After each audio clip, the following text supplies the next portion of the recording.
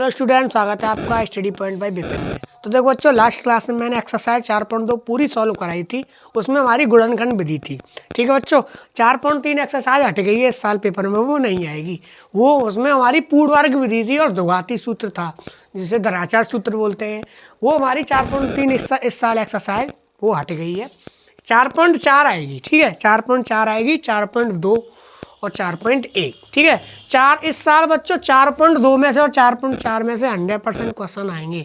दोनों एक्सरसाइजों में से क्वेश्चन आएगा। ठीक है बच्चों, तो देखो 4.4 है हमारी मूलों की प्रकृतियों के ऊपर कि मूल की प्रकृति कैसी होती है। जैसे हमने तीसरे चैप्टर में पढ़ा था, रेखा पढ़ी थी। रेखा कितनी प्रकार की होती? 3। असंगत मतलब प्रतिच्छेदी रेखा, संपाती रेखा, और कौन सी रेखा होती थी? प्रतिच्छेदी, संपाती और समांतर रेखाएं होती थी। इसी प्रकार से मूलों की भी प्रकृति होती है। तो बच्चे देखो, जैसे हमारा कोई द्विघात समीकरण है ax² bx प्लस के c बराबर में कितना है? 0 है। ये हमारा द्विघात समीकरण है। इस समीकरणों की हमें मूलों की क्या ज्ञात करनी है? प्रकृति ज्ञात करनी है। क्या ज्ञात करनी है बच्चों? प्रकृति। तो देखो बच्चों, प्रकृति क्या होती है? तो हम विभक्तिकर का मान निकालते हैं। क्या निकालते हैं? विभक्तिकर। हम निकालते हैं बच्चों d बराबर निकालते हैं। d बोलते हैं विभक्तिकर को। क्या बोलते हैं बच्चों? विभक्तिकर को क्या बोलते हैं? हम d बोलते हैं, विभक्तिकर। बच्चों पेपर में हमको विभक्तिकर बोलेगा वो कि निम्न समीकरण का विभक्तिकर ज्ञात कीजिए। और विभक्तिकर होता है डी बराबर होता है बच्चों हमारा b² माइनस के 4ac। क्या होता है? d बराबर b² माइनस के 4ac। सब जानते हैं b² क्या होता है? जो x की बगल में होता है वो होता है b। जो x का कोफिशिएंट है, जो x का गुणांक है वो होगा b। माइनस 4 है। a क्या है? जो x² का गुणांक है वो a है। और चर पद क्या है? c। तो d बराबर b² माइनस के 4ac होता है हमारा विभक्तिकर। यह क्या होता है बच्चों? विभक्तिकर है ये हमारा। अब इसी पर डिपेंड करता है मूल की प्रकृति। जो मूल का मतलब होता है x के मान। अब इसमें x की पावर कितनी है? 2। x के मूल कितने आएंगे? 2। मूलों की प्रकृति मतलब मूल कितने होंगे? मूलों की संख्या 2 होगी। कितनी होगी बच्चों? मूलों की संख्या 2 होगी। अब देखो बच्चों, 3 कंडीशन बनती है। पहली कंडीशन के बारे में बात करूं, अगर d का मान 0 से बड़ा है, मतलब b² minus 4ac greater than 0 है। क्या बच्चों? ग्रेटर देन 0 का मतलब है धनात्मक है। क्या है? धनात्मक। अगर देखो b² माइनस 4ac को सॉल्व करें हम, तो वो d का मान ही तो होगा। b² माइनस 4ac का मान निकालें, अगर वो 0 से बड़ा आ रहा है या मतलब धनात्मक है, b² माइनस 4ac का मान 0 से बड़ा आ रहा है, तो मूल अतः मूल कैसे होंगे? अतः मूल कैसे होंगे बच्चों? वास्तविक होंगे। कैसे होंगे बच्चों? अतः मूल वास्तविक तथा असमान होंगे। क्या होंगे बच्चों? असमान। असमान होंगे। कैसे होंगे बच्चों? असमान। असमान का मतलब है बच्चों अलग अलग होंगे। कैसे होंगे बच्चों? अलग अलग। मूल जब d इज ग्रेटर देन 0 हो, d 0 से बड़ा हो, तो मूल कैसे होंगे? वास्तविक। कैसे होंगे? प्रकृति है ये मूलों की। ये क्या है बच्चों? मूलों की प्रकृति कि मूल कैसे होंगे? वास्तविक। और कैसे होंगे? असमान। असमान का मतलब है अलग अलग। ये हमारी पहली कंडीशन। सेकंड कंडीशन है बच्चों, अगर d का मान 0 आ जाए, मतलब b² माइनस 4ac का मान कितना आ जाए बच्चों? 0, तो मूल क्या होंगे? तो अतः मूल कैसे होंगे? वास्तविक ही होंगे। कैसे होंगे बच्चों? वास्तविक। अतः मूल वास्तविक तथा वास्तविक ही होंगे, लेकिन कैसे होंगे? समान होंगे। कैसे होंगे बच्चों? समान होंगे। मूल वास्तविक तो होंगे ही, लेकिन कैसे होंगे? समान होंगे बच्चों। देखो, अगर बच्चों d का मान 0 आ जाए, b² माइनस 4ac बराबर कितना आ जाए? 0, तो इसका मतलब ये है कि मूल कैसे है? वास्तविक। मूलों की प्रकृति कैसी है? वास्तविक तथा कैसे होंगे? समान होंगे। यहाँ पे असमान है, यहाँ पे क्या होंगे? समान। अगर बराबर 0 आता है तो मूल समान है, मतलब जो मूल 2 मूल होंगे हमारे। कितने मूल होंगे? 2। x बराबर 3 और x बराबर 3, ये दोनों मूल क्या है? समान है। तो इसमें इस वाली कंडीशन में जब x बराबर 2 है, x बराबर माइनस 2 है, तो ये मूल अलग अलग आएंगे। इसमें x के मान अलग अलग आएंगे क्योंकि मूल कैसे हैं? समान। इसमें मूल कैसे हैं? समान, तो इसमें x के मान क्या आएंगे? बराबर। ये सेकंड कंडीशन। और बच्चों हमारी थर्ड कंडीशन है लास्ट, अगर d का मान 0 से छोटा है। 0 से छोटा का मतलब क्या है? नेगेटिव है। क्या मतलब बच्चों? नेगेटिव। अगर b² minus 4ac less than 0 है, d² माइनस 4ac क्या है बच्चों? लेस देन 0 है, तो इसका मतलब क्या है? इस वाली कंडीशनों में मूलों का अस्तित्व, अतः मूल कैसे होंगे? काल्पनिक होंगे बच्चों। कैसे होंगे? अतः मूल काल्पनिक तथा असमान होंगे। काल्पनिक होंगे और बच्चों कैसे होंगे? असमान होंगे। इस वाली कंडीशन में बच्चों अगर 0 से छोटा है बी स्क्वायर माइनस 4ac, तो मूल हमारे बच्चों काल्पनिक होंगे। कैसे होंगे बच्चों? काल्पनिक मूल होंगे और असमान होंगे। काल्पनिक का मतलब है वो मूल वास्तविक नहीं होंगे। ग्रेटर देन 0 और बराबर 0, 0 से बड़ा हो और 0 के बराबर हो तो मूल वास्तविक, और 0 से छोटा हो नेगेटिव हो तो मूल कैसे होंगे? काल्पनिक। ये हमारी क्या है? मूलों की प्रकृति है बच्चों। ये हमारा क्या है बच्चों? मूलों की प्रकृति है। ठीक है बच्चों। देखो बच्चों जो भी बताया था वो उसी प्रकार से एक एग्जाम्पल करते हैं, उस एग्जाम मतलब जो बताया उसको इसमें अप्लाई करते हैं इस क्वेश्चन में। तो मैंने बताया ये दोघात समीकरण है हमारा 2x स्क्वायर माइनस के 4x प्लस के 3 बराबर 0। इसका विभक्तिकर ज्ञात करना है। मैंने बताया था विभक्तिकर मतलब डी, क्या ज्ञात करना है? डी ज्ञात करना है और फिर मूलों की प्रकृति ज्ञात करनी है। मतलब जो अभी बताया है वही मैं पूछ रहा हूँ। तो देखो बच्चों कैसे करेंगे। तो ये हमारा 2x स्क्वायर माइनस के 4x प्लस के 3 बराबर क्या है? 0। इसमें सबसे पहले हम ए बी सी के मान लिख लेंगे। ए का मान कितना है? 2, जो एक्स स्क्वायर के साथ है वो ए का मान है। बी का मान कितना है बच्चों? एक्स के साथ कितना है? माइनस के 4। और सी का मान कितना है बच्चों? अचर पद कितना है? 3। अब हमको डी बराबर क्या होता है बच्चों? बी स्क्वायर माइनस के 4ac। कितना होता है? डी बराबर बी स्क्वायर माइनस के 4ac। इसका मान निकालेंगे बच्चों। बी का मान कितना है? माइनस के 4, और माइनस के 4 का स्क्वायर किया माइनस के 4 गुणा ए का मान कितना है बच्चों? 2, सी का मान कितना है बच्चों? 3। तो डी बराबर -4 का वर्ग 16, 4 दूनी 8 और 3 24, 16 माइनस 24। तो बच्चों 16 माइनस 24 किया तो कितना आया बच्चों? -8। कितना आया बच्चों? -8। तो डी बराबर कितना आया? -8। अब बताओ डी का मान लेस देन 0 है या नहीं? डी का मान लेस देन 0 है, मतलब बी स्क्वायर माइनस 4ac का मान 0 से कम है। तो इसका मतलब क्या है बच्चों? मैंने बताया था कौन सी कंडीशन है? जब डी का मान 0 से छोटा हो तो कौन सी कंडीशन? मतलब नेगेटिव है। क्या ये नेगेटिव? तो नेगेटिव है तो ये तीसरी वाली कंडीशन है जो मैंने अभी बताई थी। अतः मूल कैसे होंगे बच्चों? काल्पनिक। अतः मूल काल्पनिक होंगे। कैसे होंगे बच्चों? काल्पनिक होंगे, वास्तविक नहीं होंगे। कैसे बच्चों? हमारे वास्तविक मूल नहीं होंगे, इसके मूल कैसे होंगे बच्चों? काल्पनिक। ये हमारे विभक्तिकर का मान हो गया, ये मूलों की प्रकृति हो गई। ठीक है बच्चों। देखो बच्चों कराते हैं क्वेश्चन नंबर पहला है। ठीक है, पहला क्वेश्चन है एक्सरसाइज 4.4 का। देखो वही करना है जो मैंने अभी एग्जाम्पल में बताया था, वही करना है। ठीक है, इसमें थोड़ा एक्स्ट्रा सॉल्व करना है। निम्न द्विघात समीकरण में मूलों की प्रकृति याद कीजिए। ये हमारा द्विघात समीकरण है, इसमें मूलों की प्रकृति याद करनी है और यदि मूलों का अस्तित्व हो तो उन्हें ज्ञात कीजिए। और मूलों का अस्तित्व का मतलब है अगर मूल वास्तविक हो। देखो मैंने बताया मूलों का अस्तित्व कब होगा? जब मूल कैसे होंगे? वास्तविक। कैसे होंगे? मूल वास्तविक होगा तब मूलों का अस्तित्व होगा। अगर मूल काल्पनिक हुए तो उसका अस्तित्व नहीं है और हमको मूल ज्ञात नहीं करने। फिर उसने कहा यदि मूलों का अस्तित्व हो तो उन्हें ज्ञात कीजिए। तो हमारी दो कंडीशन आनी चाहिए, या डी बराबर 0 आए या डी का मान 0 से बड़ा आए। पहली दो कंडीशन आती हैं इस समीकरण में तो मूलों का अस्तित्व है और तब हम मूल ज्ञात करेंगे। तो देखो बच्चों इस क्वेश्चन को करते हैं। तो मैंने मूल ज्ञात करना बताया था 4.2 एक्सरसाइज में। गुणनखंड विधि 2 का मल्टीप्लाई 5 से करेंगे। 2 5 जा 10, 2 5 10 प्लस के 10 हो गए, 2 पंजे 10। अब गुणा करने पे 10 और जोड़ने घटाने पे माइनस के 3 आना चाहिए। बताओ बच्चों। नहीं सॉरी पहले एक काम करते हैं, मूलों का अस्तित्व चेक करते हैं इसमें। ठीक है, मूल तो बाद में ज्ञात करेंगे, पहले अस्तित्व चेक करते हैं। तो ए का मान 2, बी का मान माइनस के 3 और सी का मान 5। ठीक है, ए बी सी के मान रख लिए। डी बराबर होता है बच्चों बी स्क्वायर माइनस के 4ac। तो यहाँ से डी का मान निकाले। बी का मान कितना है बच्चों? माइनस के 3 का स्क्वायर 4। ए का मान कितना बच्चों? 2। सी का मान कितना बच्चों? 5। -3 का स्क्वायर कितना हो गया? 9। 4 दूनी 8 पंजे 40। तो वही जिस बात का डर था वही हो गया बच्चों। डी बराबर 9 माइनस 40 कितना हो गए? -31। नेगेटिव आया ना, मैं तभी तो कह रहा था गुणनखंड क्यों नहीं हो रहे इसके। ठीक है, तो डी बराबर कितना आया? -31। जब डी का मान 0 से छोटा हो अतः मूल कैसे होंगे? अतः मूल काल्पनिक होंगे। अतः मूल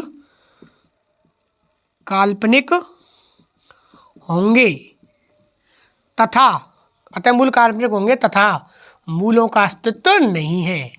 जब मूल काल्पनिक हो तो बच्चों मूलों का अस्तित्व नहीं होगा। मूलों का अस्तित्व नहीं है। ठीक है बच्चों, हमको मूल कब ज्ञात करने हैं? जब वो अस्तित्व में है। और अस्तित्व में कब होंगे? जब डी का मान या तो 0 से बड़ा हो या 0 के बराबर हो। डी का मान अगर 0 से छोटा होगा तो मूल काल्पनिक, अतः मूलों का अस्तित्व नहीं है। ठीक है बच्चों, देखो बच्चों बढ़ते हैं नेक्स्ट क्वेश्चन। ये क्वेश्चन नंबर 2 है, रूट वाला क्वेश्चन है। इसमें बच्चों को परेशानी होती है। देखो ए बराबर 3, बी बराबर कितना है माइनस के 4√3 और सी बराबर कितना है 4। ये हमें ए बी सी के मान है। इसमें बच्चों हमको वही मूलों की प्रकृति याद करनी है, तो सबसे पहले डी का मान याद करते हैं। बी स्क्वायर माइनस के 4ac, डी बराबर बी का मान कितना है माइनस के 4√3, इसका स्क्वायर माइनस के 4, 3 इंटू सी 4। तो बच्चों डी बराबर -4√3 का स्क्वायर करेंगे कितना आएगा, 4 का वर्ग 16 और 16 थी 48 आएगा प्लस के, करके देख लेना। 4 थी 12, 12 चौक 48, 48 में से 48 गए तो कितना आया, डी का मान 0 आ गया बच्चों। कितना आया, डी का मान 0। तो कौन सी कंडीशन है बच्चों, सेकंड। डी बराबर जब 0 होता है तो अतः मूल कैसे होते हैं, अतः मूल वास्तविक हैं। सबसे पहले तो मूलों का अस्तित्व है, अतः मूल वास्तविक। अतः मूल कैसे हमारे बच्चों, वास्तविक हैं तथा कैसे समान और होंगे बच्चों। जब डी बराबर 0 तो मूल वास्तविक तथा समान होंगे, मतलब मूल बराबर आएंगे। तो बच्चों उसने कहा यदि मूलों का अस्तित्व है तो उन्हें ज्ञात कीजिए। अतः अस्तित्व है, अतः अस्तित्व है, इसका अस्तित्व भी है, ये लिख दो बच्चों, लिखना है तो आपको। अतः अस्तित्व है, अस्तित्व है तो उन्हें ज्ञात कीजिए। तो बच्चों इनको ज्ञात करते हैं हम, समीकरण लिख लेते हैं। 3x² माइनस के 4√3 x प्लस के 4 बराबर 0। तो देखो बच्चों इसके फैक्टर करते हैं, ए का गुणा सी से करते हैं, 3 चौक 12 प्लस के 12 आना चाहिए गुणा करने पर, और जोड़ने हटाने पर माइनस के 4√3। तो बच्चों देखो इसको कैसे तोड़ेंगे, 3x² माइनस के 2√3 x माइनस के 2√3 x प्लस के 4 बराबर 0। देखो माइनस के 2√3 x और माइनस के 2√3 x माइनस के 4√3 x हो गए। कितने हो गए बच्चों, माइनस के 4√3 x प्लस के 4। इसमें से कॉमन ले लेते हैं। इसमें बच्चों क्या कॉमन आ रहा है, √3 कॉमन आ रहा है। क्या कॉमन आ रहा है, √3x। देखो बच्चों दो पार्टी बनाई, √3x कॉमन आ रहा है यहाँ पे। तो यहाँ पे बचा √3 बचा, √3 कॉमन ले लेंगे 3 से तो √3 बचेगा अंदर, यहाँ पे बचेगा x, यहाँ पे बचेगा माइनस के 2, √3x तो कॉमन ले लिया। यहाँ पे बच्चों माइनस के 2 कॉमन ले लिया, तो यहाँ पे क्या बचेगा, √3x, यहाँ पे माइनस के 2 बराबर 0। एक बार इसको और इसको लिख लेते हैं, √3x माइनस के 2, एक बार इन दोनों में से लिख लेंगे, √3x माइनस के 2, ये बराबर में क्या है बच्चों 0। दोनों के बराबर 0 रख देंगे, जो दोनों गुणनखंड हुए हैं। √3x माइनस के 2 बराबर 0, 2 को धर ले जाएंगे, √3x बराबर 2 भाग दे देंगे, x का मान 2/√3, इसको धर ले जाएंगे, √3x बराबर 2, x बराबर कितना आ जाएगा 2/√3। मैंने बताया था बच्चों मूल कैसे होंगे, वास्तविक तो आए ही हैं हमारे। वास्तविक मूल का मतलब होता है माइनस अनंत और प्लस अनंत के बीच में आएंगी ये संख्या, तो ये बीच में ही तो आती हैं, और ये इनके समान है। ये क्या है, हमारे समान है, 2/√3 और 2/√3, अतः मूल अस्तित्व है और समान है मूल। ठीक है बच्चों, देखो बच्चों ये तीसरा क्वेश्चन है पहले का। इसमें भी हमको मूलों की प्रकृति और मूलों का अस्तित्व और उन्हें ज्ञात करना है। तो देखो बच्चों सबसे पहले इसमें मूलों की प्रकृति ज्ञात करेंगे। तो ए का मान 2, बी का मान माइनस के 6, सी का मान 3। तो डी बराबर बच्चों क्या होता है, b² माइनस के 4ac। डी का मान निकालते हैं, -6 का स्क्वायर माइनस के 4 गुणा ए 2, सी का मान कितना है 3। तो डी बराबर -6 का वर्ग कितना हो गया बच्चों 36, 4 तो नहीं है 8 या कितने हो गए 24। ठीक है बच्चों, अब 36 माइनस 24 कितने हुए बच्चों हमारे 12। कितने हो गए बच्चों 12 हो गए। 36 माइनस 24 कितने हो गए बच्चों 12। तो ये हमारा डी का मान 12, तो मतलब डी का मान 0 से बड़ा है। अतः मूल कैसे हैं बच्चों, वास्तविक हैं। कैसे हैं बच्चों, वास्तविक हैं तथा अस्तित्व है तथा असमान होंगे। कैसे होंगे बच्चों, असमान होंगे और अस्तित्व है। क्या है बच्चों, मूलों का अस्तित्व है, हमारा अस्तित्व है मूलों का। अब देखो बच्चों वास्तविक है तथा असमान है, अस्तित्व है, डी का मान ग्रेटर देन 0। अब अस्तित्व तो उन मूलों को ज्ञात कीजिए। 2x² माइनस के 6x प्लस के 3 बराबर 0,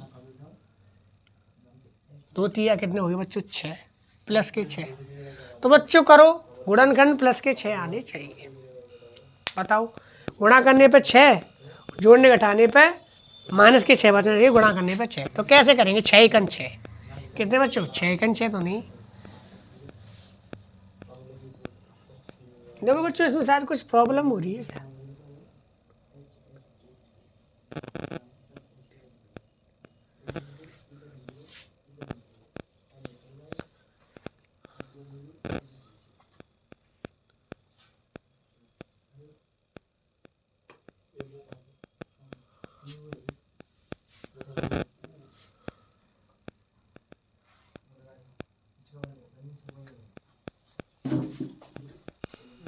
तो बच्चों देखो इस क्वेश्चन में ये गुणनखंड विधि से नहीं करते, इसको हम द्विघाती सूत्र से करते हैं। ये गुणनखंड विधि से नहीं होगा ये क्वेश्चन, ठीक है, क्योंकि इतने हम गुणनखंड इसके सोच नहीं पाएंगे अगर गुणनखंड विधि से करते हैं। तो इसको देखो हमारा एक धराचार सूत्र होता था x बराबर माइनस के बी प्लस माइनस के रूट में बी स्क्वायर माइनस के 4ac बट्टे 2a। इसको इस फॉर्मूले को लगाते हैं और इसमें मान ज्ञात करते हैं। x बराबर माइनस के बी का मान कितना है बच्चों, माइनस के 6, तो माइनस माइनस क्या हो गया प्लस के 6 plus minus B square minus 4ac का मान अभी निकाला, ये मान बी स्क्वायर माइनस 4ac कितना है 12 रख ली अपॉन में 2a का मान कितना है बच्चों 2। तो इस बच्चों इसको सॉल्व करें तो 6 प्लस माइनस 12 को 2 दूनी 4 4 थी 12 को लिख सकते हैं हम 2√3, 2 बाहर निकालेंगे और बट्टे में कितना आ रहा है 4। तो बराबर बच्चों देखो 2 यहाँ से कॉमन लिया, 2 यहाँ से कॉमन लिया, तो अंदर बचा 3 प्लस माइनस √3 बट्टे कितने हैं 4। 2 से 4 को काटा 2 बार, तो ये हमारा कितना आया 3 प्लस माइनस √3 बट्टे 2। यही हमारे मूल है, x के मान ये आएंगे, इसलिए हमारे बच्चों फैक्टर नहीं हो रहे थे। ये मानों को सोचना इसके गुणनखंडों करना संभव नहीं है ऐसे, तो हमने इसको द्विघाती सूत्र का प्रयोग किया है। ये हमारा द्विघाती सूत्र होता है, ठीक है बच्चों। जब गुणनखंड नहीं हो तो हम इस सूत्र का प्रयोग करके किसी भी समीकरण के मूल ज्ञात कर सकते हैं, ठीक है बच्चों। देखो बच्चों दूसरा क्वेश्चन है हमारा, निम्न प्रत्येक द्विघात समीकरण में, प्रत्येक द्विघात समीकरण है, इसमें k का ऐसा मान ज्ञात करनी इसके 2 बराबर मूल है, इसके 2 बराबर मूल है। तो देखो बच्चों इसमें एक कंडीशन दी है, इस वाले समीकरण के 2 बराबर मूल है। कौन से मूल है 2 बराबर मूल का मतलब है बच्चों इसमें d का मान कितना होगा 0। d बराबर 0 होते थे, जब d बराबर 0 था 20 का मास 4ac सेकंड वाली कंडीशन, तो उसमें 2 बराबर मूल होते थे। मूल वास्तविक और तथा समान, समान का मतलब है बच्चों बराबर, तो इसमें d बराबर 0 हमको ले देना है। ये हमको पता है कि d बराबर 0, इसमें दूसरी वाली कंडीशन उसने दे दी है कि इसके 2 बराबर मूल हैं। बराबर मूल का मतलब है मूल वास्तविक तथा समान है, सेकंड वाली कंडीशन d बराबर 0 है। तो k का मान याद करना, देखो बच्चों इस क्वेश्चन को करते हैं 2x²। देखो बच्चों इसमें a का मान निकालते हैं, a का मान 2, b का मान k, c का मान 3। तो बच्चों b का मान k, c का मान 3 है। b स्क्वायर माइनस 4ac, देखो 2 बराबर मूल है तो d बराबर कितना है 0, मतलब b स्क्वायर माइनस 4ac का मान कितना है बच्चों 0। b का मान k है तो k स्क्वायर माइनस 4, a का मान 2 और c का मान 3, तो कितना आया बच्चों k स्क्वायर बराबर 0, 4 दूनी 8 या 24, k स्क्वायर माइनस 24 बराबर 0। 24 को उधर ले जाएंगे तो k स्क्वायर बराबर 24 और स्क्वायर हटाएंगे इधर से तो उधर कितना आएगा प्लस माइनस √24, और इसको रूट से बाहर निकालें बच्चों तो कितना आएगा, तो बच्चों एक आएगा 2√6 प्लस माइनस 2√6, यही हमारे के मान है। देखो बच्चों इस क्वेश्चन में भी ऐसे ही करना है, एक काम करेंगे इसमें थोड़ा डिफरेंट है, kx का अंदर गुणा करेंगे तो क्या हो जाएगा kx², kx का 2 से गुणा करेंगे तो माइनस के 2kx और प्लस के कितना है 6 बराबर 0। इसमें बच्चों a का मान कितना है k, b का मान कितना है माइनस के 2k और c का मान कितना है प्लस के 6। इसमें भी बच्चों हमको मूल बराबर लेने हैं, d बराबर 0, तो b स्क्वायर माइनस के 4ac बराबर कितना है 0, ठीक है बच्चों। अब b का मान कितना है माइनस के 2k का स्क्वायर किया, माइनस 4, a का मान कितना है k, c का मान कितना है 6 बराबर में 0, तो 4k स्क्वायर माइनस के 24k बराबर 0। यहाँ से बच्चों एक काम करते हैं 4k कॉमन लेते हैं तो क्या बचा k माइनस के 6 बराबर 0, एक बार इसके 0 रख देंगे, एक बार इसके 0 रख देंगे, तो जब 4k बराबर 0 रखेंगे तो k का मान कितना आएगा 0। एक बार बच्चों अगर k माइनस 6 बराबर 0 रखा तो k का मान कितना आया प्लस के 6। यहाँ पर भी k के मान 2 हैं, यहाँ पर भी k के मान 2 हैं, तो हमारा k बराबर 0 या k बराबर 6 और k बराबर प्लस माइनस 2√6, ये हमारे उत्तर आ गए, ठीक है बच्चों। बच्चों बढ़ते हैं नेक्स्ट क्वेश्चन की तरफ। ये क्वेश्चन हमारा तीसरा है, क्या एक ऐसी आम की बगी, अभी हमने क्वेश्चन नंबर 2 तक सॉल्व किए, उनमें हमको समूलों की प्रकृति ज्ञात करनी थी और हमको के मान ज्ञात करने थे दूसरे क्वेश्चन में। इस वाले क्वेश्चन में ये हमारे थ्योरेटिकल क्वेश्चन है, इनको पहले तो समीकरण बनाना है, इनको पढ़ के समीकरण बनाना, फिर उनका हल ज्ञात करना है, ठीक है, लंबाई और चौड़ाई ज्ञात करनी। तो बच्चों क्या एक ऐसी आम की बगिया बनाना संभव है? इसमें एक क्वेश्चन पूछा है कि आम की बगिया बनाना संभव है। अगर हमारे मूल जो समीकरण बनेगा, इस क्वेश्चन को पढ़ के जो समीकरण बनेगा अगर उसके मूल वास्तविक होंगे तो बगिया बनाना संभव है। देखो इनडायरेक्टली वो पूछ रहा है कि मूल वास्तविक या काल्पनिक, यह चीज वो इनडायरेक्टली पूछ रहा है। वो बोल रहा है कि क्या एक ऐसी आम की बगिया बनाना संभव है? अगर जो समीकरण बनेगा उसके मूल वास्तविक होंगे तो बगिया बनाना संभव है, अन्यथा नहीं है। तो जब बच्चों समीकरण बनाते, क्या एक ऐसी आम की बगिया बनाना संभव है जिसकी लंबाई चौड़ाई से दोगुनी हो और उसका क्षेत्रफल 800 मीटर स्क्वायर हो? एक हमारी आम की बगिया है, उसमें क्या होती है, बगिया कैसी होती है बच्चों? आयताकार। तो उसमें आयत में क्या होता है, लंबाई और चौड़ाई। उसने कहा है लंबाई चौड़ाई से दोगुनी है। तो बच्चों लंबाई चौड़ाई से दुगनी है, तो लंबाई किस पे डिपेंड है? चौड़ाई पे। तो चौड़ाई को मानते हैं, जिस पर हम डिपेंड रहते हैं उसको मानते हैं। अगर चौड़ाई पता होगी तभी तो लंबाई पता होगी, इसलिए तो माना लंबाई माना चौड़ाई, माना चौड़ाई किसकी? बगिया की, x। तो लंबाई क्या हो जाएगी बच्चों बताओ? लंबाई चौड़ाई से दुगनी है तो 2x हो जाएगी। अब हमको क्षेत्रफल दिया है, क्षेत्रफल कितना दिया है? 800 मीटर स्क्वायर। क्षेत्रफल क्या होता है? लंबाई गुणा चौड़ाई, बराबर कितना है? 800 मीटर स्क्वायर। कितना है बच्चों?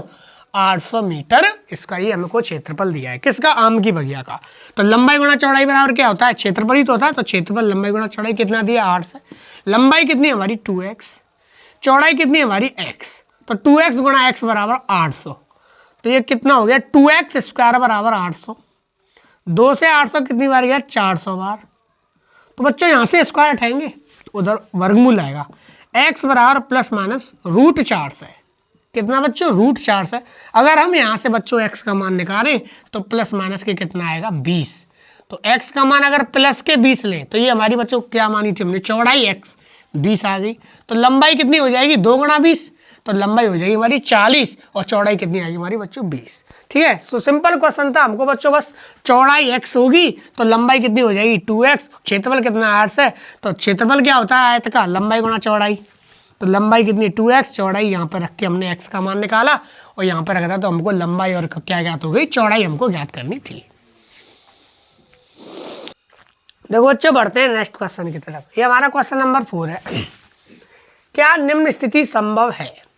तो इसमें भी बच्चों स्थिति पूछी है। अगर देखो हमारे x का मान जो हमारे मूल है, अगर वो मतलब सीधे सीधे हमारे अगर x के मान निकल आते हैं या अगर समीकरण बन रहा है, अगर उसमें मूल वास्तविक हो तो स्थिति संभव होगी। अगर उसमें मूल काल्पनिक हो तो वो स्थिति संभव नहीं होगी। तो देखो यदि है तो उनकी वर्तमान आयु ज्ञात कीजिए। किनकी? 2 मित्रों की आयु का योग कितना है? 20 वर्ष है। 2 मित्र हैं बच्चों हमारे, उनकी आयु का योग कितना है? 20 वर्ष है। 4 वर्ष पहले उनकी आयु का गुणनफल कितना था? 48 था। ये हमारा कंडीशन के अनुसार है। सबसे पहले तो हमारे 2 मित्र हैं, उनकी आयु का योग कितना है? 20 वर्ष है। तो इसमें हल करेंगे तो माना क्या? माना दोनों मित्रों की वर्तमान आयु देखो बच्चों उनकी वर्तमान आयु का योग कितना है बच्चों? 2 मित्रों की आयु का योग है 20 वर्ष है। तो 20 वर्ष है तो एक की अगर x मानूं, एक मित्र की आयु x है तो दूसरी की कितनी हो जाएगी? 20 माइनस x। जैसे मैंने बच्चों अभी क्वेश्चन किए थे, 2 संख्याओं का योग 20 है, एक संख्या x है तो दूसरी का होगी 20 माइनस x। इसी प्रकार से 2 मित्रों की आयु का योग कितना है? 20 है। तो एक की मान ले x तो दूसरी की कितनी हो जाएगी? 20 माइनस x। अब प्रश्नानुसार चलते हैं बच्चों, जैसे प्रश्न कह रहा है उसके अनुसार चलते हैं कि 4 वर्ष पूर्व, 4 वर्ष पहले उनकी आयु का जो गुणनफल था वो कितना था? 48 था। अब 4 वर्ष पहले जाएंगे बच्चों, फ्लैशबैक में जाते हैं। तो ये वर्तमान की आयु है, 4 वर्ष पहले जाएंगे तो x माइनस 4। तो एक मित्र की आयु 4 वर्ष पहले होगी। दूसरे मित्र की आयु कितनी है? 20 माइनस x। इसमें भी 4 वर्ष पहले जाएंगे भाई। जब 4 वर्ष ये जाएगा पहले तो ये भी तो जाएगा। 4 वर्ष पूर्व, 4 वर्ष पूर्व में घटाते हैं और पश्चात में जोड़ते हैं। तो ये 4 वर्ष पूर्व दोनों की उम्र होगी। 4 वर्ष पूर्व दोनों की आयु हो गई है, एक मित्र की या दूसरे मित्र की। अब इनका गुणनफल कितना दिया है प्रश्न के अनुसार? 48। ठीक है बच्चों, x minus 4, 20 minus 4 16 minus x बराबर में कितना बच्चों 48। ठीक है, अगर बच्चों अब इसको सॉल्व करते हैं तो 16x माइनस के एक्स स्क्वायर माइनस के 64 और प्लस के 4x बराबर में कितना 48। अगर बच्चों हम इसको सॉल्व करें, एक्स स्क्वायर उधर ले जाएं, इसको माइनस एक्स स्क्वायर को उधर ले जाएं तो प्लस के एक्स स्क्वायर, 16x और 4x 20x को उधर ले जाएं तो माइनस के 20x, माइनस के 64 को उधर ले जाएं तो प्लस के 64 और प्लस के 48 तो उधर है ही है। ठीक है, तो एक्स स्क्वायर माइनस के 20x 64 और 48 कितने हो गए बच्चों 112। कितने हो गए बच्चों 112 बराबर 0। अब देखते हैं बच्चों इसके फैक्टर हो रहे हैं या नहीं हो रहे। बताओ बच्चों इसके फैक्टर होंगे या नहीं होंगे। अगर इसके फैक्टर होते हैं तो पहले तो चेक करते हैं, तो यह स्थिति संभव है, अन्यथा संभव नहीं है। तो देखो बच्चों पहले तो एक काम कर लेते हैं, इसको अगर 20 का मान 4 सीधे चेक करते हैं, अगर मूल वास्तविक आए तो इसके फैक्टर होंगे, अन्यथा नहीं होंगे। ठीक है बच्चों, तो देखो जैसे a का मान 1 है, b का मान माइनस के b है और c का मान प्लस के 112 है। अगर हम इसमें बच्चों d का मान निकालते हैं, d बराबर 20 स्क्वायर माइनस 4ac, तो बच्चों निकालो b का मान कितना है माइनस के 20 का स्क्वायर माइनस 4, a का मान कितना है 1, c का मान कितना है 112। तो 20 का स्क्वायर कितना हो गया बच्चों 400 प्लस के 400, 4 को गुणा इससे करेंगे 4 दूनी 8, 4 एकन 4, 448। 400 में से 448 के तो माइनस के 48 आया। बच्चों जिस बात का डर था वही हुआ, डी का मान लेस देन 0 आया है, नेगेटिव आया। इसका मतलब क्या है, मूल कैसे काल्पनिक है, मूल कैसे काल्पनिक है, अतः यह स्थिति संभव नहीं है। अगर मूल काल्पनिक आते हैं बच्चों तो स्थिति संभव नहीं है, अगर मूल वास्तविक आते हैं तो स्थिति संभव, मतलब ऐसा संभव ही नहीं है। जो सिचुएशन इसने दी है इस क्वेश्चन में वो यह सिचुएशन संभव नहीं है। मूल काल्पनिक है ना हमारे, अगर मूल वास्तविक होते तो ऐसा संभव होता, वास्तव में x के मान निकलते। अगर मूल वास्तविक होते तो मूल काल्पनिक है, इसलिए यह स्थिति संभव नहीं है, यह स्थिति बच्चों संभव नहीं है। यही इस क्वेश्चन का उत्तर है बच्चों। देखो बच्चों बढ़ते हैं, लास्ट क्वेश्चन है, प्रश्नावली का लास्ट क्वेश्चन है और चैप्टर का भी लास्ट क्वेश्चन है। ठीक है बच्चों, देखो क्या परिमाप 80 मीटर तथा क्षेत्रफल 400 मीटर के एक पार्क को बनाना संभव है? यदि है तो उसकी लंबाई और चौड़ाई ज्ञात कीजिए। वही बात, संभव है।